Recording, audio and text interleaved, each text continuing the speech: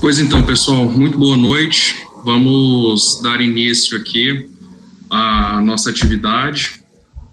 Antes de mais nada, eu gostaria de agradecer a disponibilidade da doutora Lohane, né, por ter cedido um pouco do tempo dela para falar um pouquinho para nós sobre essa questão das áreas públicas, das áreas, né, destinadas aos cultos religiosos e a relação dessa questão aí com os espaços públicos e tudo mais.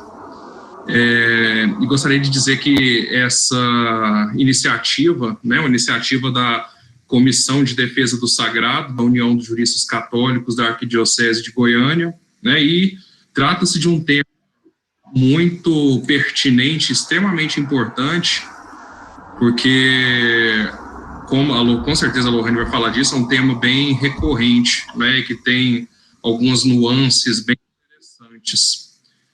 Então, dito isso, antes de passar a palavra para a doutora Lohane, eu queria que o nosso presidente da Unijuc, o doutor Emanuel, falasse, né, alguma coisinha para a gente, antes da gente começar, tá bom? Emanuel, você está com a palavra.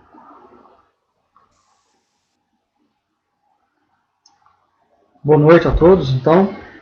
Bom, não temos muito o que falar, né? A única questão a ser colocada aí é parabenizar a comissão pela iniciativa, pelo trabalho, né? A ideia da comissão é justamente isso, trabalhar esses temas mais específicos, né?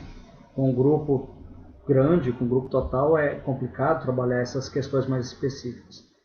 E é um tema complicado, é um tema que vem com muitas coisas junto, né?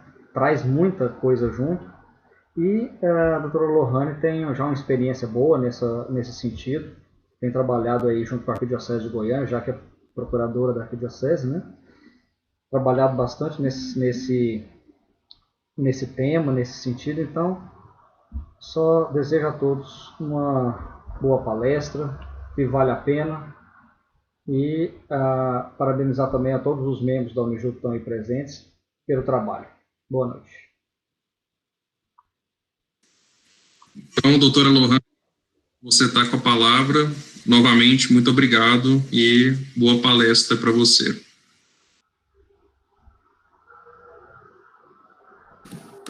Boa noite a todos. Do querido amigo e colega, doutor Emanuel de Oliveira Costa Júnior, presidente da União dos Juristas Católicos da Arquidiocese de Goiânia, associação da qual eu tenho a honra de fazer parte do grupo de associados fundadores e também de compor a atual diretoria. Nós vamos conversar um pouquinho essa noite sobre os aspectos gerais da ocupação de áreas públicas por organizações religiosas. Logo de início, eu preciso dizer que não tenho a pretensão de apontar uma solução pronta e acabada, como que uma receita de bolo, para que todos os problemas envolvendo igrejas construídas sobre áreas públicas Brasil afora. Meu objetivo é promover o debate acerca deste assunto que está presente em praticamente todas as igrejas e dioceses do Brasil, levantando alguns questionamentos sobre o posicionamento tido majoritário, de modo que outros colegas que tenham mais experiência e saber jurídico possam também discutir e debater sobre o assunto. E quem sabe, a partir desse nosso bate-papo, possa surgir debates e outros eventos para discutir esse tema que é de extrema relevância para a nossa realidade eclesiástica. Eu gostaria de pedir licença para que, antes de iniciarmos a discussão do assunto, façamos um momento de oração, pedindo que o Espírito Santo nos ilumine para que possamos colher bons frutos deste estudo para o bem da Igreja e de todo o povo de Deus. Vinde, Espírito Santo, enchei os corações de vossos fiéis e acendei neles o fogo do vosso amor. Enviai o vosso Espírito, e tudo será criado, e renovareis a face da terra. Oremos. Ó Deus, que instruíste os corações dos vossos fiéis, com a luz do Espírito Santo, fazei que apreciemos retamente todas as coisas, segundo o mesmo Espírito, por Cristo, Senhor nosso. Amém. Muito bem, eu acredito que a maioria daqueles que nos acompanham saiba que existe um forte posicionamento jurídico que defende a impossibilidade legal da doação de áreas públicas para organizações religiosas, seja em razão de uma suposta inconstitucionalidade, seja por uma ausência de interesse público ou ainda por uma alegada falta de licitação. Existe ainda um forte movimento dentro dos ministérios públicos e das procuradorias estaduais e municipais para barrar novas doações e, mais do que isso, para questionar a constitucionalidade de doações ocorridas há 10, 20, 30 anos atrás, em completa afronta aos postulados da segurança jurídica e da boa-fé. Eu, no entanto, com o devido respeito aos que comungam do posicionamento majoritário, ouso a divergir sobre o assunto e afirmo que há casos em que a doação de áreas públicas para organizações religiosas é completamente permitida pelo ordenamento pátrio brasileiro. Basicamente, os defensores da inconstitucionalidade apontam dois fundamentos para a ilegalidade das doações: a laicidade estatal e a ausência de interesse público primário. O Estado brasileiro, como sabemos, não é confessional, mas tampouco é ateu, como se deduz do preâmbulo da Constituição, que invoca a proteção de Deus. Por isso, admite, ainda que sob a forma de disciplina de matrícula facultativa, o ensino religioso em escolas públicas de ensino fundamental, ou que o casamento religioso produz efeitos civis na forma da lei. Nesse sentido, o ministro Gilmar Mendes, em seu curso de Direito Constitucional, afirma que a laicidade do Estado não significa a inimizade com a fé, não impede a colaboração com confissões religiosas em benefício do interesse público, conforme previsto no artigo 19, inciso 1º da Constituição. A sistemática constitucional, continua o ministro, acolhe expressamente medidas de ação conjunta dos poderes públicos com denominações religiosas. Ora, a missão da Igreja é propiciar o bem integral do indivíduo, o que coincide com o objetivo da República Federativa do Brasil de promover o bem de todos, conforme previsto no inciso 4º do artigo 3º da Constituição. Assim, é um equívoco considerar que doações de áreas públicas para organizações religiosas constituam atos de aliança ou subvenção vedados pelo Constituinte originário. A doação de áreas públicas, logicamente que respeitados os princípios da moralidade administrativa e da impessoalidade, constitui um meio eficaz para garantir que muitas igrejas desempenhem os seus objetivos específicos. O ministro Gilmar Mendes explica que a aliança que o Constituinte repudia é aquela que inviabiliza a própria liberdade de crença, assegurada no artigo 5º, inciso 6º da Constituição, por impedir que outras confissões religiosas atuem livremente no país. Com efeito, apontar de per si a impossibilidade de doações de áreas públicas pelo simples fato do requerente ser uma organização religiosa significa, ao meu ver, uma posição refratária e laicista da expressão pública da religiosidade. Afinal, conforme nos ensina o constitucionalista português Jorge Miranda, o Estado não é um ente alheio aos valores e interesses da sociedade, mas, ao contrário, assume a obrigação de garantir a formação e o desenvolvimento livre das consciências católicas ou ateias.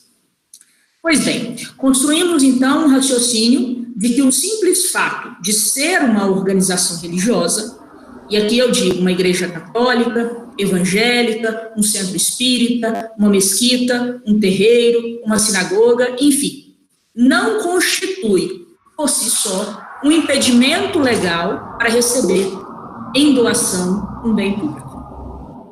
Passemos, então, para a análise da legislação que regula a alienação de imóveis públicos. A legislação brasileira estabelece que, em regra, a alienação de bens públicos, ou seja, a transferência do domínio de um bem a terceiro, se dará por meio de processo licitatório. A principal legislação regente da matéria é a Lei Federal 8666 de 93, conhecida como Lei das Licitações. A doação de bens públicos imóveis é regulada pelo artigo 17 da referida lei, que vai dizer o seguinte: alienação de bens da administração pública, subordinada à existência de interesse público devidamente justificado, será precedida de avaliação e obedecerá às seguintes normas.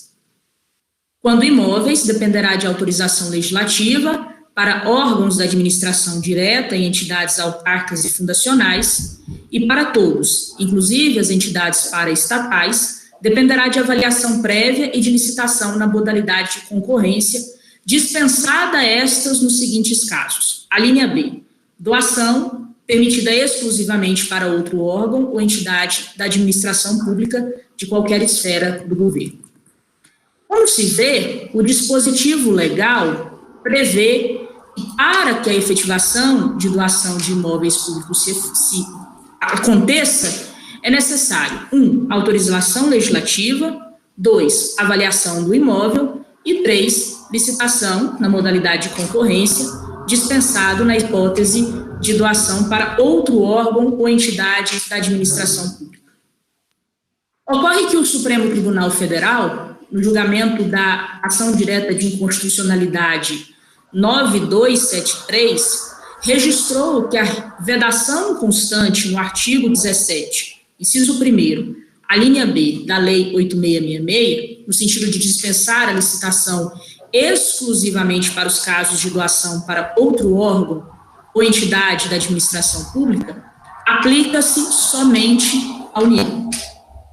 O efeito prático dessa decisão liminar é que a doação de bens imóveis está autorizada a ser feita a qualquer donatário, público ou privado, desde que atenda às condições previstas no inciso 2, a linha A do mesmo dispositivo legal.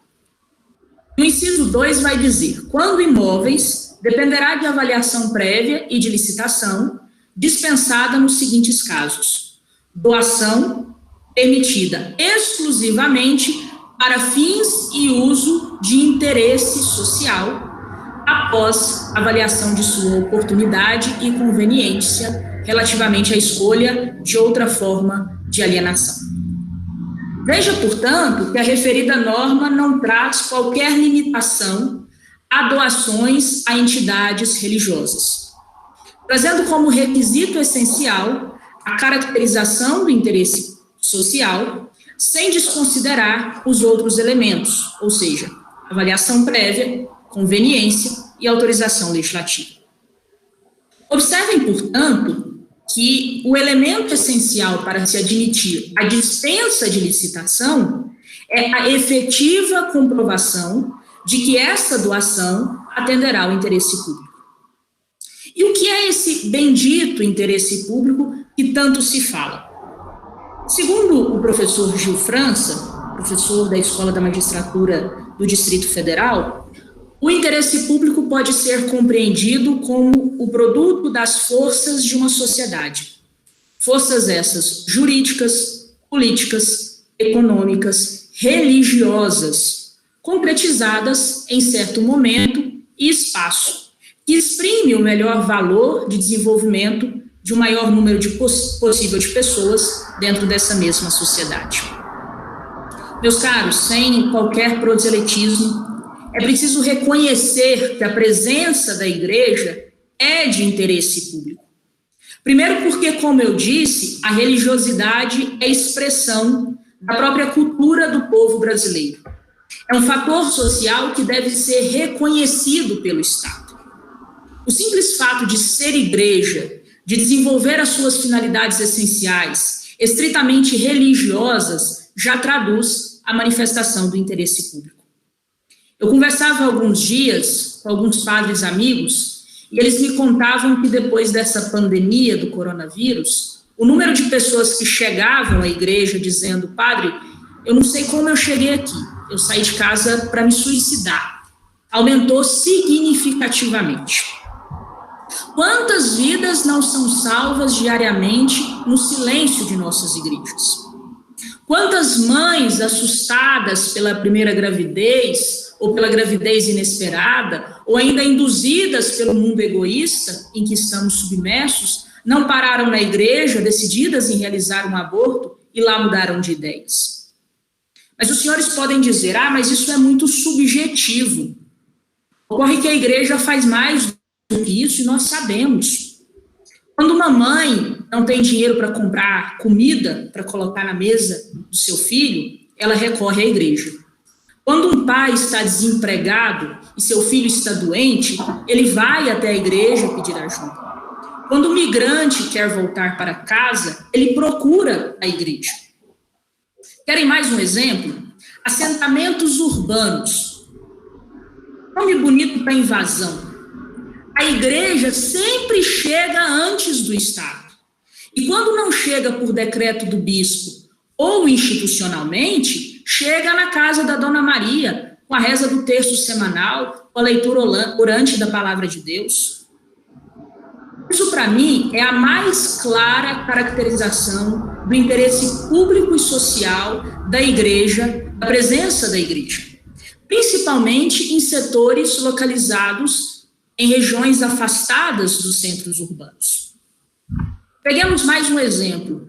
A Lei 13.019, de 2014, institui normas gerais para as parcerias entre a administração pública e organizações da sociedade civil para a consecução de interesses mútuos, para a consecução de finalidades de interesse público. Essa lei traz expressamente, como membro da sociedade civil, as organizações religiosas. Portanto, meus caros, nós precisamos aprender a demonstrar para o poder público e para a sociedade, de um modo geral, as diversas atividades de cooperação com o interesse público que nossas igrejas desenvolvem. Precisamos começar a criar relatórios documentais, fotográficos, de todas as atividades que desempenhamos e que repercutem em benefício próprio da sociedade. Logicamente, como eu disse no início, essa minha visão é minoritária e deve ser utilizada com cuidado, sempre com o auxílio do advogado da paróquia, da diocese, da igreja, que fará uma análise política e jurídica da situação particular de cada município ou estado. A doutrina e a jurisprudência majoritária se alinham no sentido de que as entidades religiosas não se enquadram no critério de desenvolvimento de atividades de interesse público para justificar a doação de bens públicos ao seu favor. Contudo, cabe a nós, enquanto juristas que professam uma fé, seja ela católica ou não, advogarmos em sentido contrário, demonstrando a caracterização do interesse público no desenvolvimento das atividades religiosas, principalmente em eventuais ações civis públicas e ações populares que questionam a ocupação consolidada de igrejas em áreas públicas. Outro ponto que também merece reflexão é a previsão contida no artigo 14 da concordata celebrada entre a República Federativa do Brasil e a Santa Sé, que diz o seguinte: a República Federativa do Brasil declara o seu empenho na destinação de espaços a fins religiosos e deverão ser previstos os instrumentos de planejamento urbano a serem estabelecidos no respectivo plano diretor. Ao comentar este artigo, o então Núncio Apostólico no Brasil, Sua Excelência Dom Lorenzo Baldisseri, em um livro publicado pela editora LTR, de título Diplomacia Pontifícia, Acordo do Brasil-Santa Sé, diz o seguinte: o artigo 14 proclama o empenho do Brasil em reservar espaços para fins religiosos nos instrumentos de planejamento urbano. Essa norma não deve ser entendida como um singelo apelo ao legislador local, mas deve ser compreendida como a compor um dever de se complementarem as necessidades religiosas na planificação urbana. O plano diretor é um instrumento da política urbana, instituído pela Constituição de 88, que define como instrumento básico da política de desenvolvimento e da expansão urbana, e é regulado pelo Estatuto da Cidade, pelo Código Florestal e pela Lei de Parcelamento Urbano. O Estatuto vai apontar os casos de criação obrigatória do plano diretor, ou seja, para cidades com mais de 20 mil habitantes, cidades integrantes de regiões metropolitanas e aglomerações urbanas, cidades em áreas de interesse especial, de especial interesse turístico ou inseridas na área de influência de empreendimentos com significativo impacto ambiental. A Lei 6766, que dispõe sobre o parcelamento do solo urbano, determina que as áreas destinadas a sistema de circulação, implantação de equipamentos urbanos e comunitários, espaços livres de uso público, serão proporcionais à densidade de ocupação prevista pelo plano diretor ou aprovadas em lei municipal para a zona em que se situem, situação em que poderá haver a previsão da destinação de espaços para fins religiosos.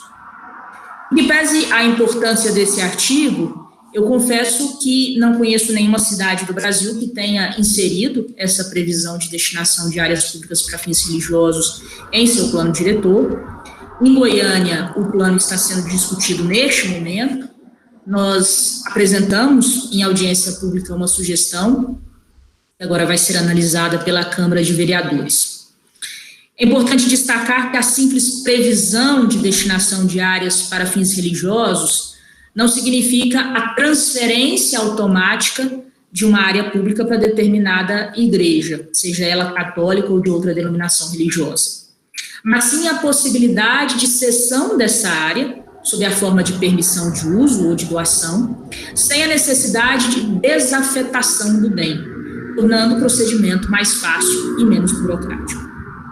É importante que cada um de nós busquemos a efetivação dessa previsão nos planos diretores, como forma de garantir um instrumento jurídico hábil a permitir a utilização de espaços públicos por entidades religiosas, ainda que de forma precária, já que devemos buscar todos os meios jurídicos para efetivar a presença da religiosidade enquanto fator social no seio estatal.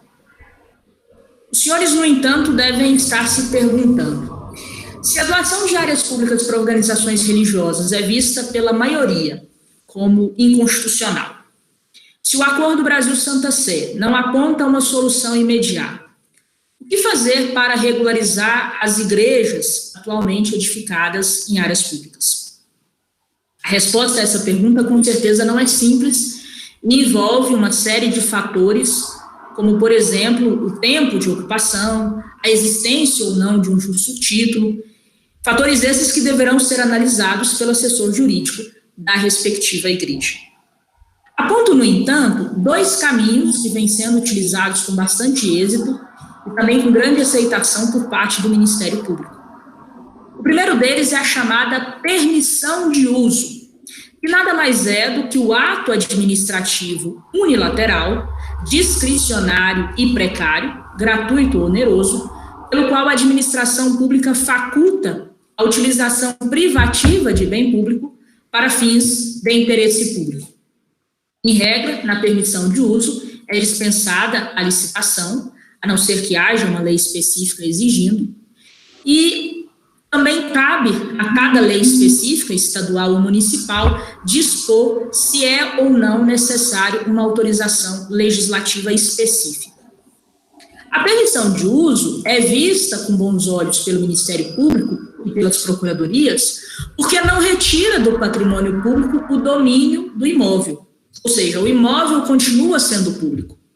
Aliás, a precariedade do ato da outorga é a principal característica da permissão de uso.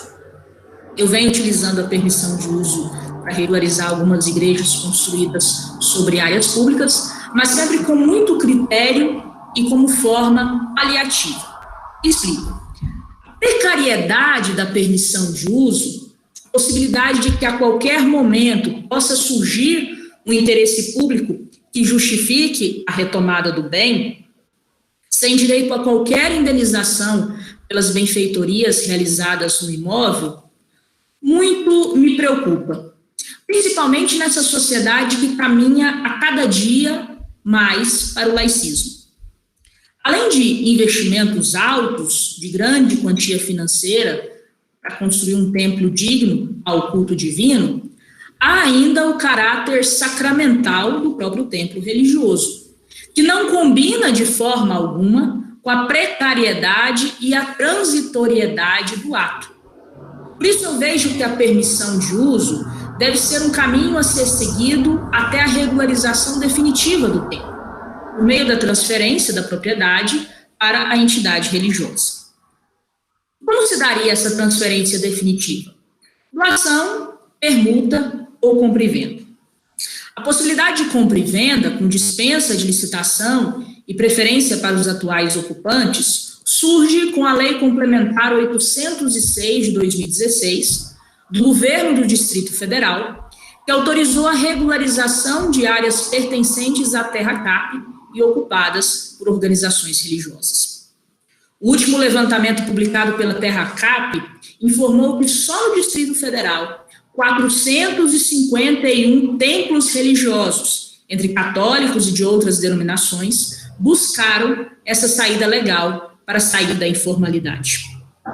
Aqui em Goiás, eu tive a oportunidade de minutar o projeto de lei que foi aprovado pela Assembleia Legislativa, hoje, Lei Estadual 20.229, de 2019, que possibilita que áreas públicas historicamente ocupadas por organizações religiosas sejam regularizadas por meio de compra e venda, com avaliação, desconsiderando o valor das construções, e com a possibilidade de parcelamento em até 240 vezes.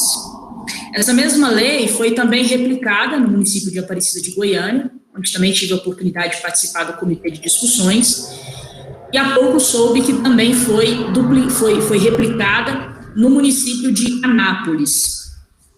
E uma importante novidade legislativa é que no último dia 20 de junho, o Congresso Nacional aprovou a Lei número 14.011, de 2020, que modificou a Lei 13.240, de 2015, para possibilitar que templos religiosos que estiverem ocupando áreas públicas pertencentes à União possam adquirir esses imóveis com desconto de até 25%. Vejam, portanto, que esse caminho da compra do imóvel público, historicamente ocupado, vem sendo seguido, inclusive, pelo governo federal. Então, fica a sugestão para que essa lei seja replicada a nível municipal e estadual, para que haja a possibilidade de aquisição onerosa desses imóveis irregulares e, portanto, haja uma regularização definitiva dessa situação. Eu sei que é uma solução amarga, porque depende do pagamento, mas é um caminho seguro e estável diante de um cenário nebuloso e de grandes incertezas jurídicas, como acabamos de analisar. Por fim, eu gostaria de aproveitar o espaço e a presença para estimular o estudo do direito eclesiástico, que nada mais é do que o ramo da ciência jurídica que se dedica ao estudo das relações entre o fenômeno religioso e o Estado. A ausência dessa cadeira nas universidades brasileiras é, ao meu ver, o responsável pela quantidade de decisões administrativas e jurídicas que simplesmente desconsideram o fenômeno religioso como fator social. Eu agradeço o convite feito a mim pela Comissão de Defesa do Sagrado, espero ter correspondido, peço perdão pela falta de jeito com esse ambiente virtual e fico à disposição de todos para uma troca de ideias.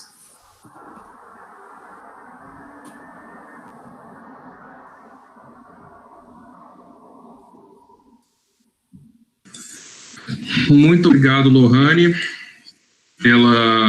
pelas palavras, realmente bem engrandecedor, e você dividir sua experiência aqui com a gente. Com certeza foi muito importante, porque com certeza é um problema isolado de Goiânia, e nem muito menos aqui do estado de Goiás. Eu tenho certeza que isso acontece no Brasil de uma forma geral. E teve um negócio que você falou, teve uma questão que você levantou que eu achei interessante, que essa questão de que o laicismo ele tem expandido, que essas questões vão se tornar, né? Eu realmente achei preocupante, né, para não dizer outra coisa. Lohane, teve uma mensagem aqui que eu achei interessante, do Antônio Gabriel, que ele solicitou, né, eu acho que você não tem nenhum material a respeito desse assunto específico, assim, uma apostila, um slide, né?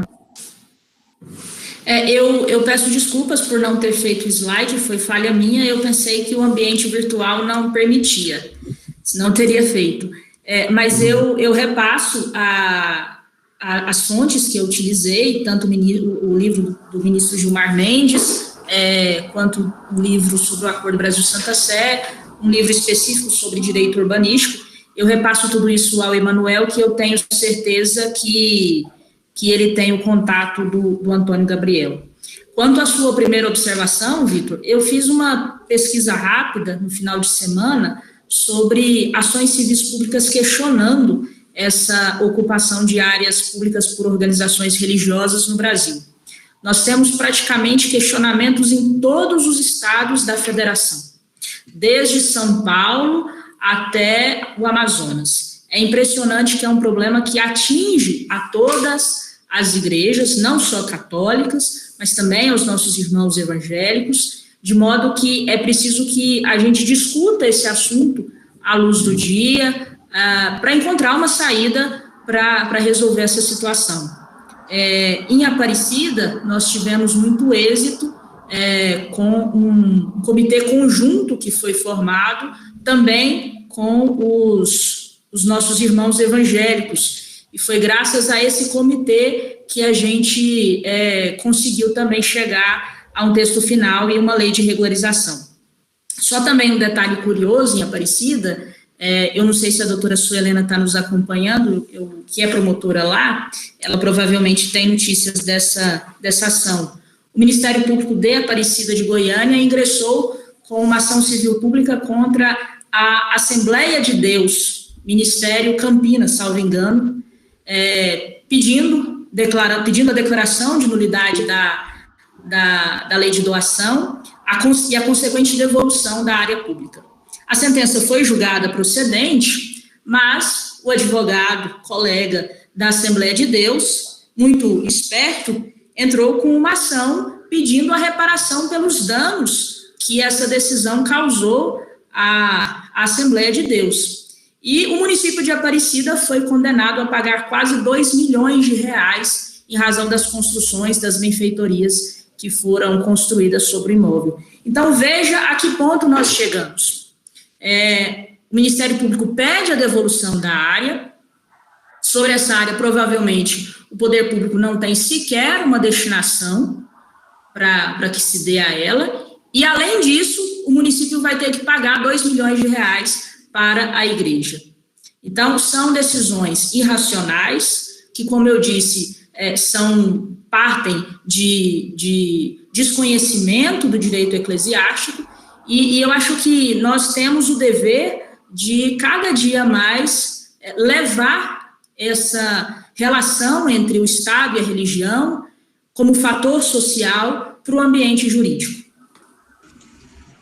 Pois sobre esse caso de Aparecida é interessante, até que você colocou, porque, às vezes, analisando ali as peças, né, do Ministério Público, é interessante que, às vezes, desconsideram a importância que aquelas paróquias específicas, não vou falar mas que aquelas paróquias têm nas regiões onde elas estão. E, assim, eu não estou falando nem só de um bem-estar social que as paróquias promovem, até porque a igreja ela não é simplesmente uma ONG, né? É muito mais que isso, também parte daquela questão do bem-estar espiritual e tudo mais, mas, ora, nenhuma, né, nessas ações que têm sido movidas contra a igreja, eu tenho percebido esse cuidado, né, dos poderes públicos com relação a essas questões. E só uma dúvida, doutora Lohane, com relação assim, a uma eventual demolição, quem que arcaria com os custos da demolição e limpeza da área? Nesse caso em específico de Aparecida de Goiânia, os custos correm por conta da igreja que foi demandada, né? E aí ela incluiu todos esses custos na ação reparatória de danos materiais. Então, além de demolir a igreja, ela tem que pagar pela demolição, não recebe pelas benfeitorias. Porque vai virar um precatório que a gente sabe que não vai receber nunca, né? Pois é. Situação complicada. Exatamente. E mais algum dos presentes tem alguma dúvida, alguma colocação, alguma questão que vocês queiram colocar aqui para a doutora Lohane, para que ela possa elucidar para nós?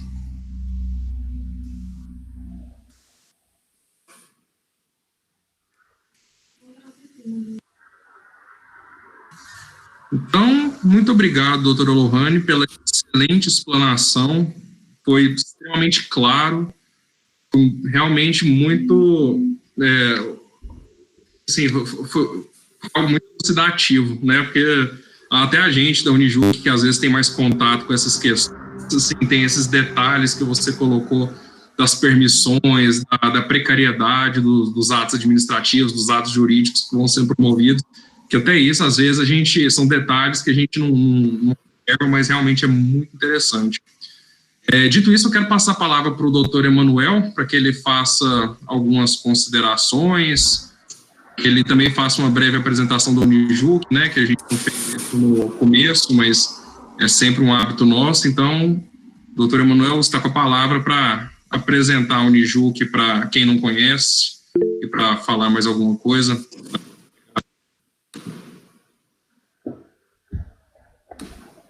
Bom, então, o trabalho da Unijuc é justamente a fazer esse contato, ter esse contato com todos os membros juristas de todos os setores, né? Seja advogados, juízes, promotores, servidores do judiciário, servidores do Ministério Público. Temos associados de todos esses tipos, né? Todos esses níveis, bacharéis, e a nossa intenção é fazer essa formação. Foi muito bem colocado aí pela doutora Lohane, que é preciso, né, estudar direito eclesiástico mais, estar mais à frente disso aí. É preciso que a gente se atente a tantas outras coisas relativas à igreja, tantas outras questões jurídicas relativas à igreja, que todo dia surgem. Né? O direito eclesiástico é muito grande, é muito amplo, e muitas vezes, justamente pela falta de formação nas universidades, não existe, não existe essa cadeira, né, na grande maioria das faculdades de direito, e sendo assim, as pessoas não têm noção, elas chegam a advogar, elas chegam a ser promotores, procuradores de justiça, procuradores de estado, de município, juízes, e não têm acesso a esse tipo de informação e de entendimento com relação ao direito eclesiástico, e julgam como se não tivesse, como se não existisse nada disso, né? Como se isso fosse uma coisa qualquer e comum, como se nada tivesse nesse caminho. Então, nós estamos aqui para sempre estar fazendo esse tipo de formação, esse tipo de trabalho, né? Também, não só a formação, mas também, muitas vezes a gente precisa colocar a mão na massa e entrar, né, nas ações, como a gente tem entrado, com a Mixcore, ou de alguma forma trabalhar dessa forma, trabalhar nisso, né, trabalhar seja nos bastidores, junto às câmaras de vereadores, às assembleias legislativas, ao próprio Congresso Nacional.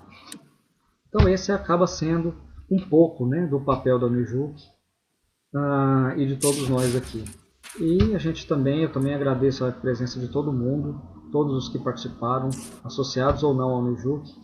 Muito obrigado, né? Depois a gente vai ter outros eventos, se Deus quiser a gente vai ter outros eventos, e quem foi acompanhando aí pelo Instagram ou por algum outro meio, também vai ficar sabendo, e a gente aguarda vocês aqui. Volta a palavra aí para o doutor Vitor, para ele... Vitor, só respondendo a Glaucilene, desculpa, eu já citei qual foi a última legislação, a última alteração legislativa, e o João Carlos fez uma pergunta se o acordo entre o Brasil e a Santa Sé, de certa forma, ou melhor, indiretamente, não fere a liberdade de culto das demais denominações. É lógico que essa é uma discussão bem ampla, João Carlos, que foge um pouco ao objetivo, mas eu entendo que não. De um modo geral, o Acordo Brasil-Santa Sé, ele não cria nenhum tipo de benefício exclusivo para a Igreja Católica, ele apenas reafirma os direitos já contidos na própria Constituição, e quando se cria novos direitos, como, por exemplo, a questão da destinação de áreas públicas nos planos diretores, essa destinação ela não é especificamente para a Igreja Católica. A destinação de espaços para fins religiosos, ela vai também beneficiar as outras denominações religiosas, portanto, a laicidade do Estado continua incólume com o Acordo Brasil-Santa Sé. Novamente, eu queria te agradecer, doutor Lohane, pela sua disponibilidade de estar aqui com a gente, de poder contribuir para que essa formação fosse boa, excelente da forma com que foi. E para todos os presentes, né, quem não conhece a Unijuc, quem gostaria de conhecer a Unijuc, vocês podem acompanhar a gente pelas nossas redes sociais, tá? Tanto no Instagram como no Facebook. A gente também tem o nosso site agora, né, que tem a apresentação da Unijuc, que tem inclusive o nosso canal do YouTube. Eu não sei se hoje essa palestra da doutora Lohane foi gravada, mas se foi, depois a gente vai disponibilizar ela, né, no YouTube também, tá? Então, quem quiser conhecer um pouco mais da Unijuc, está aberto, tá? As nossas redes sociais são abertas, vocês fiquem à vontade para entrarem em contato conosco, para trocarem ideias, tá? Porque essa contribuição de todos é sempre muito bem-vinda, tá certo? Então, muito obrigado, Lohane, obrigado a todos os presentes, e eu declaro encerrada a palestra e aguardamos todos vocês para a próxima. Muito obrigado. Boa noite. Boa noite.